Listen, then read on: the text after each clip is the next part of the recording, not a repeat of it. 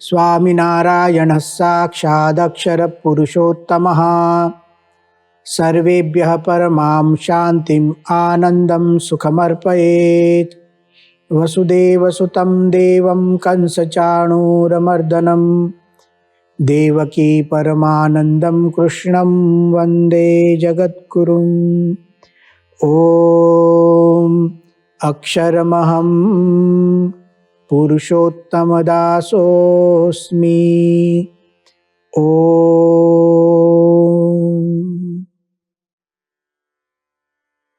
श्रीमद् भगवद गीता हमें एक परिपक्व जीवन शैली सिखाती है। भगवान श्री कृष्ण द्वितीय अध्याय में अर्जुन को स्थित प्रज्ञ के लक्षण सुनाते हैं।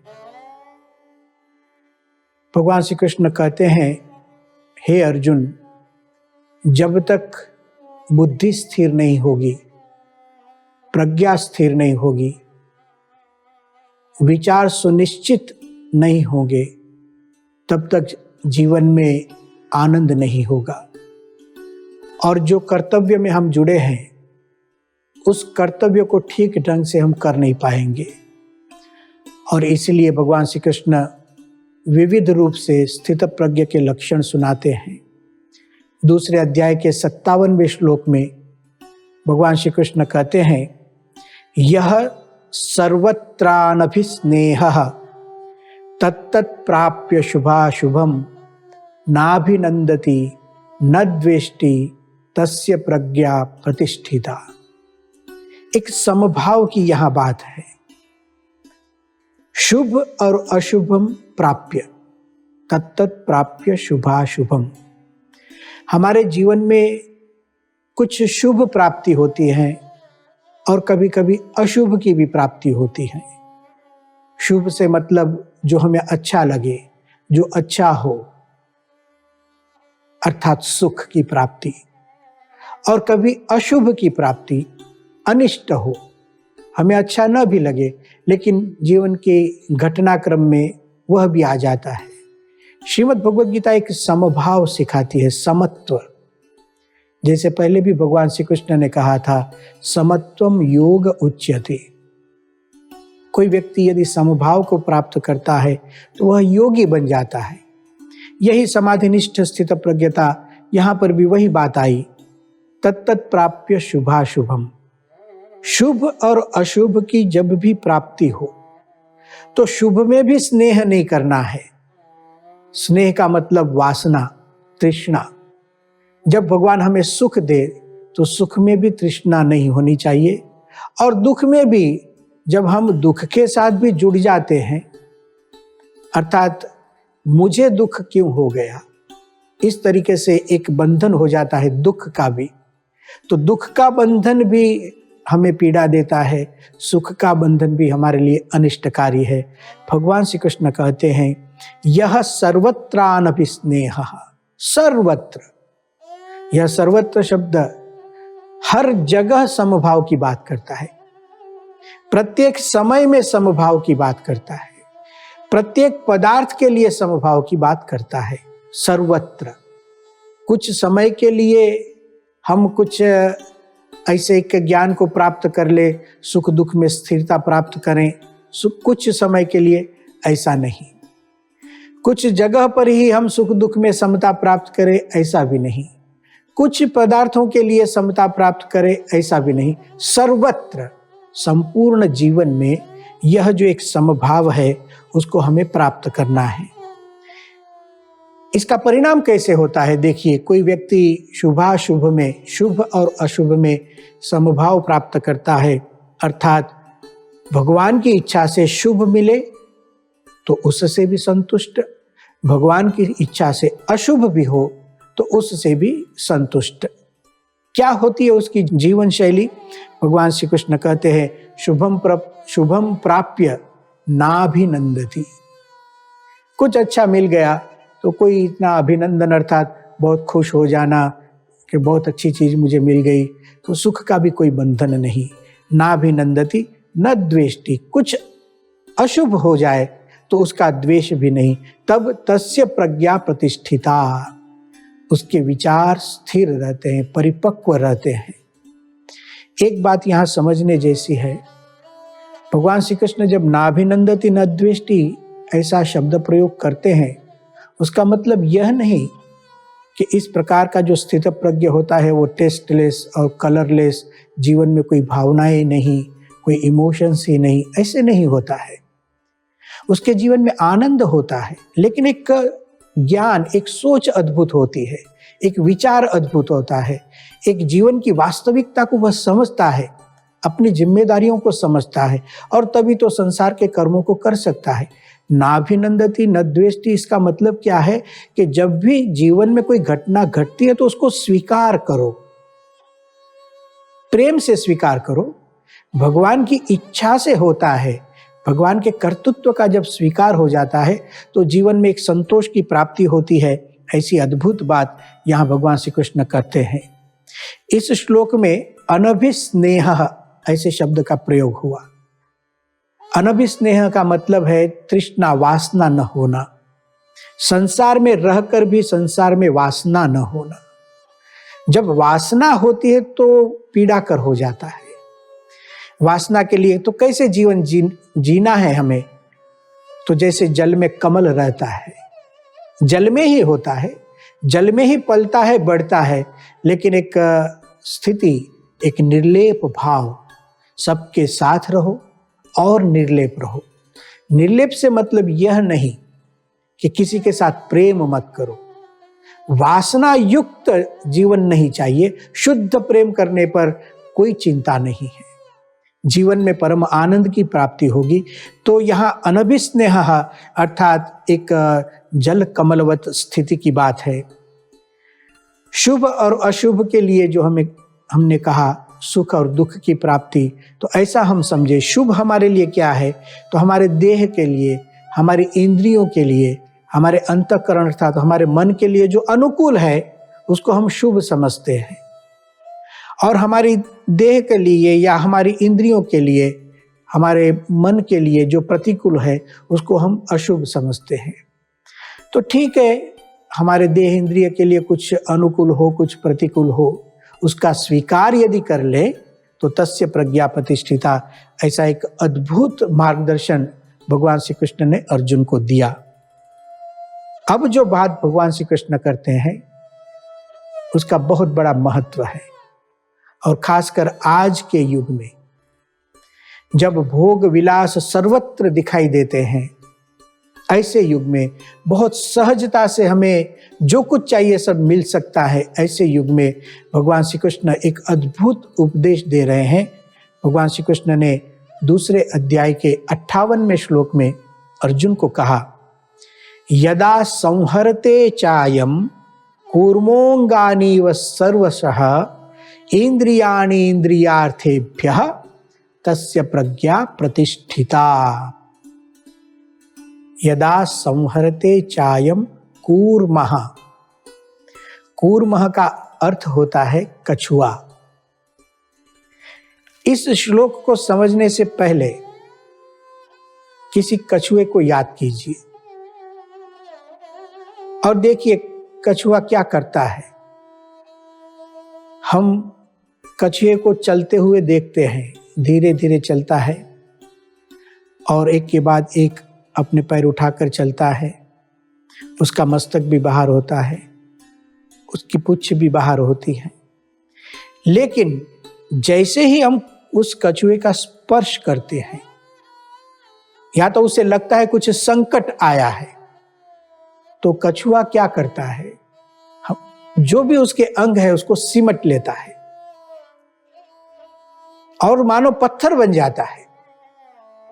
आप उस कछुए पर खड़े रहेंगे तो भी उसको कुछ नहीं होगा, एक सुरक्षित जगह पर चला जाता है। भगवान श्री कृष्ण ने कछुए के इस उदाहरण का यहां उपयोग किया। यदा संहरते चायम कूर्मः अंगानि, कूर्मः अर्थात कछुआ, अंगानि अर्थात अपने अंग, चार पैर, मस्तक और पुच्छ, इन 6 चीजों को अंदर सिमट लेता है। संहरते, संहरण अर्थात सिमट लेना, खींच लेना, बाहर से अंदर की ओर चले जाना। भगवान श्री कृष्ण कहते हैं कोई व्यक्ति इसी तरह कछुए की तरह इंद्रियाणि इंद्रियार्थेभ्यः, अपनी जो इंद्रियां हैं और उसके इंद्रिय के अर्थ अर्थात उसके जो विषय है, तो इंद्रियों को अपने विषयों से जो खींचकर अंदर चला जाता है, अंतर्वृत्ति कर लेता है, अंतर्दृष्टि कर लेता है, विषयों में से इंद्रियों को खींच लेता है, तब उसकी प्रज्ञा स्थिर होती है। इंद्रियाणि इंद्रियार्थेभ्यः तस्य प्रज्ञा प्रतिष्ठिता, तस्य अर्थात उसी व्यक्ति की प्रज्ञा प्रतिष्ठित स्थिर हो जाती है। इंद्रिय और उसके विषय, यहां कुछ विचार करने की जरूरत है। क्या है इंद्रियां? भगवान ने हमें 5 ज्ञानेंद्रिय दी है, जैसे नेत्रेंद्रिय जिससे हम देखते हैं, श्रोत्रेंद्रिय श्रवणेंद्रिय जिससे हम सुनते हैं, घ्राणेंद्रिय जिससे हम गंध लेते हैं, सुगंध या दुर्गंध आती है जिससे, घ्राणेंद्रिय, रसनेंद्रिय जिससे हम रसास्वाद करते हैं, रस का आस्वादन करते हैं, और स्पर्शेंद्रिय जिससे हम स्पर्श की अनुभूति करते हैं। तो यह 5 इंद्रियां हैं। जगह भी देखिए 5 में से 4 इंद्रियां तो यहीं ऊपर ही है। नेत्र यहां, कर्ण यहां, नासिका यहां, जिह्वा इंद्रिय, स्पर्श इंद्रिय संपूर्ण शरीर में। भगवान श्री कृष्ण कहते हैं यह जो हमारी 5 ज्ञानेंद्रियां हैं उसके अर्थ भी है। अर्थ अर्थात प्रत्येक इंद्रिय अपने अपने विषय को ग्रहण करती है, उसका सामर्थ्य। समझो आंख के लिए विषय क्या है? रूप, कलर्स देखते हैं हम, आकार को देखते हैं, छोटा बड़ा ऐसे सब हमें अनुभव होता है, लाल रंग का, पीला रंग, नीला रंग, रूप को हम देखते हैं। तो नेत्र का विषय है रूप को देखना, कर्ण का विषय है शब्द को सुनना, हम भाषा को सुनते हैं, संगीत को सुनते हैं, गड़गड़ाहट सुनते हैं बादलों की, हवा चलती है तो हवा की आवाजें सुनते हैं, कान से सुनते हैं। कर्णेंद्रिय का काम है शब्दों को सुनना, नेत्रेंद्रिय का काम है रूप रंग को देखना, घ्राणेंद्रिय का काम इंद्रिय घ्राण, उसका विषय गंध, घ्राणेंद्रिय से हम सुगंध दुर्गंध को प्राप्त करते हैं। रसनेंद्रिय जो है जिह्वा, उसका विषय है रस, कुछ मीठा लगता है, कुछ तीखा लगता है, कुछ कटु लगता है। यह जो रस का आस्वादन होता है वो जिह्वा इंद्रिय से होता है। और स्पर्शेंद्रिय क्या काम करती है? ठंडा या गरम, नरम, कठिन स्पर्श करने से हमें पता चलता है। यह एक स्पष्टता हुई। 5 हमारी ज्ञानेंद्रिय है और 5 उसके विषय है, शब्द, स्पर्श, रूप, रस और गंध। सबसे पहले इन इंद्रियों को समझ कर रखिए, इन विषयों को समझ कर रखिए। समझना इसलिए जरूरी है कि हम जो जीवन जीते हैं, ये जीना क्या है? जीवन जीना है क्या? इंद्रियों से विषयों का उपभोग करना। हम जब से जागृत होते हैं कर्म करते हैं। कर्म करना क्या है? कुछ देखते हैं, कुछ बोलते हैं, कुछ सुनते हैं, स्पर्श करते हैं, आस्वादन करते हैं।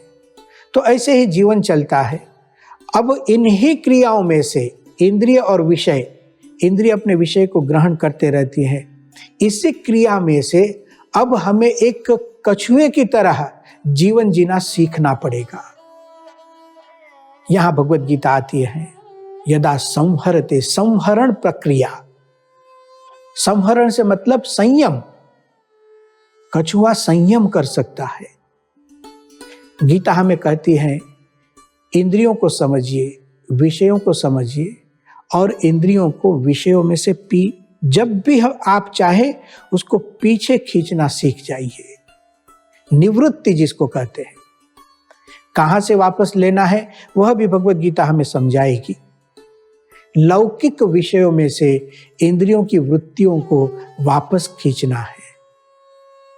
कुछ लोग ऐसा कहते हैं, खाओ पियो और मजा करो, कोई संयम की बात ही नहीं करते हैं और संयम के सिद्धांत का स्वीकार नहीं करते हैं। कोई लोग, जो लोग इंद्रिय के वश है और जो लोग विषय भोग का दुष्परिणाम जानते नहीं है, उन्हें पता नहीं कि विषय भोग करने से क्या होगा, ऐसे लोग कहते हैं बस खाओ पियो और मजा करो। नहीं, ऐसे मजा नहीं आएगी। हमें जो परम आनंद की प्राप्ति करनी है, परम सुख परम शांति का अनुभव करना है, तो यह एक हजारों वर्ष का अनुभव है। हमारे शास्त्र अनुभव की बात करते हैं, हजारों वर्ष का अनुभव है। बड़े बड़े राजाओं ने अनुभव सुनाया है, जिनके पास सब विषय थे, सब कुछ भोग सकते थे, सत्ता कीर्ति धन वैभव सब कुछ था। ऐसे लोगों ने भी कहा है, जैसे ययाति ने कहा, न जातु कामः कामानाम उपभोगे न शाम्यति। जब आप विषय का उपभोग करते रहेंगे, इंद्रियों से विषयों का, तो कभी तृप्ति नहीं होगी। भगवान ने हमें आंखें दी हैं, बहुत बड़ी करुणा है। देखने की शक्ति भी दी है, बहुत बड़ी करुणा है। और देखने के लिए अद्भुत विश्व भी दिया है, यह भी अद्भुत उनकी करुणा है। इसका मतलब यह नहीं कि हम जो जी चाहे देख ले, उससे अनिष्ट होगा, दुख आएगा।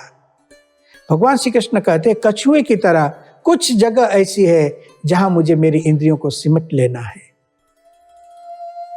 कुछ जगह ऐसी होती है, कछुआ अपने पूरे अंगों को अंदर खींच लेता है।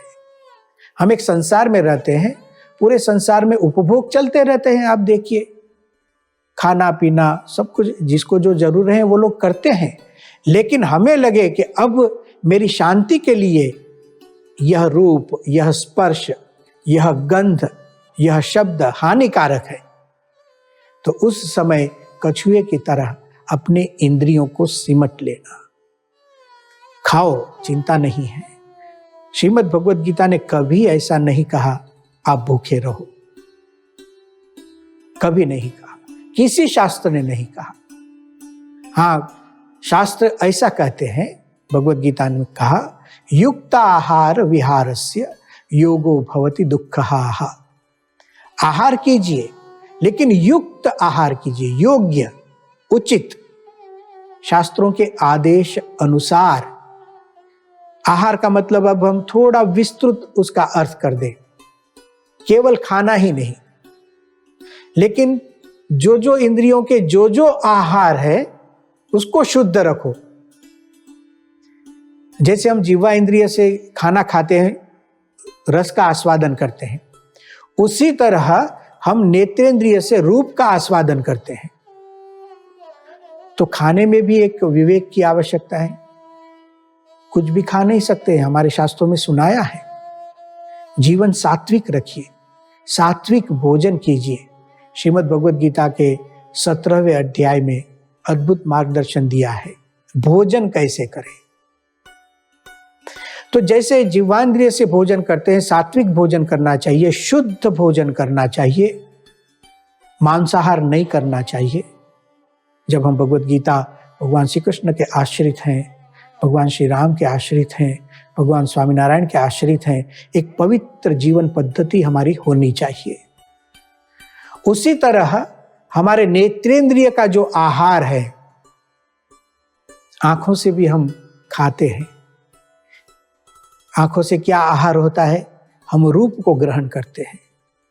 तो दुनिया में जितना कुछ है सभी देख लेना है, विचार करना चाहिए। इंद्रियाणि इंद्रियार्थेभ्यः, आंख को भी संयम सिखाना पड़ेगा। अन्यथा देखिए, जो नहीं देखना है उसको देखेंगे तो अनिष्ट तो होगा ही, व्यक्तिगत जीवन में अशांति होगी, और धीरे धीरे यदि यह अनिष्ट बढ़ता जाएगा तो कुटुंब में अशांति होगी, और फिर समाज में अशांति होगी, देश में होगी, तो सबके लिए अशांतिकृत है असंयम। तो भगवत गीता में कहती है कि एक संयम का पाठ सीखिए।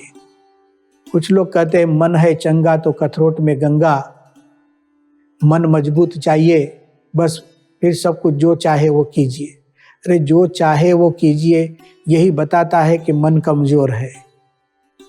मजबूत मन वही हो सकता है जब वह जिस तरह विषय में प्रवृत्त होता है उसी तरह विषयों से निवृत्त भी हो सकता है, तब मजबूत है।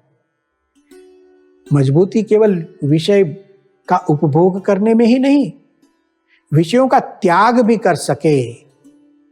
हमारे भारतीय वैदिक सनातन धर्म का एक अद्भुत सिद्धांत, त्याग का सिद्धांत, संयम का सिद्धांत। आज के युग में इसकी बहुत जरूरत है, खासकर युवा वर्ग के लिए। जब इंद्रियां बहक जाती है और यदि हम असंयमित अनियमित जीवन पद्धति से जीवन जिएंगे तो समझ लीजिए बहुत भयंकरता आएगी। और दिखता है परिणाम, हमें विश्व में दिखता है। जहां असंयम है, खाने में, पीने में, देखने में, सुनने में, स्पर्श करने में, जहां जहां भी अनियमितता, असंयमितता, उसके परिणाम भयंकर हुए हैं। एक श्लोक में सुनाया है हमारे शास्त्रों में, पंच विषय की बात देखिए। पतंग मातंग कुरंग भृंग मीना हताहा पंचभिरेव पंच एक प्रमादी सकथम न हन्यात यह सेवते पंचभिरेव पंच। 5 उदाहरण दिए हैं पतंग। अब देखिए, पतंग हमने देखे हैं जो उड़ते रहते हैं और उस तितली को देखकर वो जब भी रूप को देखता है, दीपक को देखता है, आकृष्ट हो जाता है। इतना आकृष्ट हो जाता है, जल जाता है पतंग। दूसरा उदाहरण मातंग। मातंग से मतलब है हाथी। हाथी स्पर्श में लुप्त हो जाता है। जब हाथिनी को देखता है तो स्पर्श में लुप्त होता है, उसकी मृत्यु हो जाती है। कुरंग हरिण। हरिण जब शब्द को सुनता है, अच्छे शब्द सुनता है तो आकृष्ट हो जाता है, पारधी उसे पकड़ लेता है। भृंग भौरा, भ्रमर, वो गंध में लुप्त हो जाता है।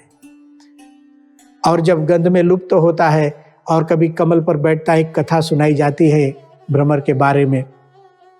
एक भौरा था और उपवन में घूम रहा था, संध्या काल होने आ रहा था। उसी समय यह भौरा एक कमल के फूल पर जाकर बैठता है। तब तो कमल प्रफुल्लित था। जब भौरा वहां पर रस लेने गया, सुगंध आती थी, गंध में आकृष्ट हुआ, लेकिन तृप्ति नहीं हो रही थी। और थोड़ी गंध ले लूं, और थोड़ी गंध ले लूं। धीरे धीरे धीरे करते सूर्यास्त का समय होने लगा और जो कमल पंख थे, कमल के पत्र थे, वो धीरे धीरे धीरे धीरे बंद होने लगे। लेकिन भौरा आकृष्ट था, संयम नहीं कर पाया और कमल बंद हो गया। भौरा अंदर चला गया। सोचता है भौरा, रात्रिर्गमिष्यति भविष्यति सुप्रभातम भास्वान उदेश्यति हसिष्यति पंकजश्री इत्थम विचिन्तयति कोशगते द्विरेफे हा हंत हंत नलिनीम गज उज्जहार। क्या हुआ? भौरा सोच रहा था रात्रिर्गमिष्यति, चलो रात तो ठीक से चली जाएगी, भविष्यति सुप्रभातम, और दिन हो जाएगा और मैं फिर बाहर निकलूंगा, खूब आनंद होगा। जब ऐसे सोचता है तब एक हाथी आता है, पूरे कमल के दंड को उठाकर फेंक देता है। भौरे की मृत्यु हो जाती है। देखिए, एक एक विषय में एक एक प्राणी का मृत्यु, मीन अर्थात मत्स्य, मच्छी, रस में आकृष्ट हो जाता है तो उसकी मृत्यु हो जाती है। विद्वान यहां लिखते हैं एक एक विषय में एक एक प्राणी की मृत्यु, एक एक विषय से। तो यह मनुष्य तो 5 विषय का उपभोग करता है, एक साथ शब्द स्पर्श रूप रस गंध 5 का उपभोग करता है, तो क्या होगा हमारा। इसलिए भगवत गीता हमें समझाती है इंद्रियाणि इंद्रियार्थेभ्यः तस्य प्रज्ञा प्रतिष्ठिता। इंद्रियों को अपने विषयों से सिमट लीजिए, तब बुद्धि स्थिर होगी। अद्भुत उपदेश भगवान श्री कृष्ण ने दिया है, और भी जो कुछ रहस्य यहाँ सुनाया गया उसको हम अगले व्याख्यान में सुनेंगे। ओम शांति ही शांति ही शांति ही।